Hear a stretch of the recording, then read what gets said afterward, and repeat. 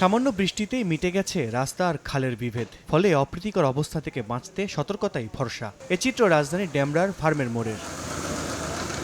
জলাবদ্ধতায় এমন নাকাল হতে হয় ডিএনডি তথা ঢাকা নারায়ণগঞ্জ ডেমরা বাঁধের ভেতরের লাখো বাসিন্দাকে। এখানে বৃষ্টি মানেই পানিবন্দী মানবতার জীবন। বৃষ্টি হলে পানিতে রাস্তাঘাট ডুবে যায়, আমরা আমাদের বাড়ি ঘরে পানি ঢোকে। পুরো এলাকা বাড়িঘর তলায় গেছে, একটা মানুষ মসজিদ মাদ্রাসা যা আছে সব তলায় গেছে। ভোটের আগে সবাই আসে, ভোটের পর আর কেউ আসে না। সড়কে জমা পানিতে ডুবে থাকা খানাখন্দে পড়ে মুসলিম নগরের মতো অনেক এলাকায় প্রতিদিনই ঘটছে কোনো না কোনো দুর্ঘটনা। পানির নিচে যদি বাংলাতে একটা গাড়ি আসলে কি পরিমাণ দুর্ঘটনা ঘটে একমাত্র আল্লাহ পাকেই জানে। একবার বাজে অবস্থা, মানে বলার কোনো ভাষাই নাই আর। প্রতিদিন 10 থেকে 12টা গাড়ি এখানে উল্টে এই গর্তটার মধ্যে। দীর্ঘ 15 থেকে 17 বছরের মধ্যে এই এলাকার সুয়ারেজ, রাস্তাঘাট, পানির কোনো কিছু ঠিক করা হয় না। পানি নেমে গেলেও ভোগান্তি থেকে মুক্তি মেলে না ডিএনডিবাসীর। ফতুল্লার গিরিদার এলাকার বেহাল সড়ক দিচ্ছে তারই প্রমাণ। 1 ঘন্টা বৃষ্টি হলে মানুষ চলাফেরা করতে পারে না। এই রাস্তার সংস্করণ করার জন্য কোনো লোক আসে না। মেম্বার চেম্বারের কোনো খবরই নেই, অর্ধেক কাজ করে অর্ধেক বন্ধ রাখছে। পুরো ডিএনডি এলাকা, গিরিদারা এলাকা কোনো সুয়ারেজ ব্যবস্থা নাই। অসুখ হচ্ছে, ডেঙ্গু জ্বর হচ্ছে।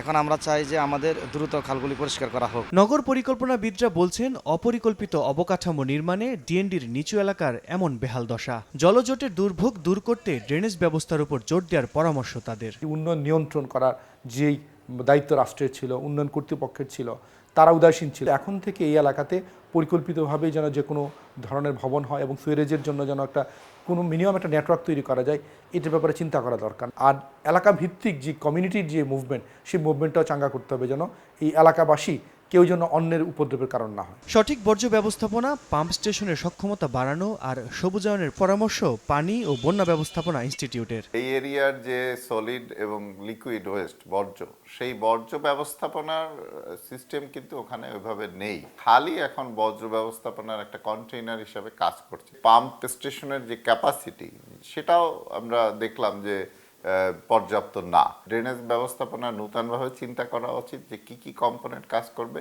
প্লাস গ্রিন এরিয়া বাড়ানো উচিত। অপরিকল্পিত বসতি আর কলকারখানা স্থাপন, সেই সাথে পর্যাপ্ত ড্রেনেজ ব্যবস্থা না থাকার কারণে জলাবদ্ধতা ডিএনডির দীর্ঘদিনের দুর্ভোগ। অল্প বৃষ্টিতেই তলিয়ে যায় ডিএনডির নিম্ন এলাকা।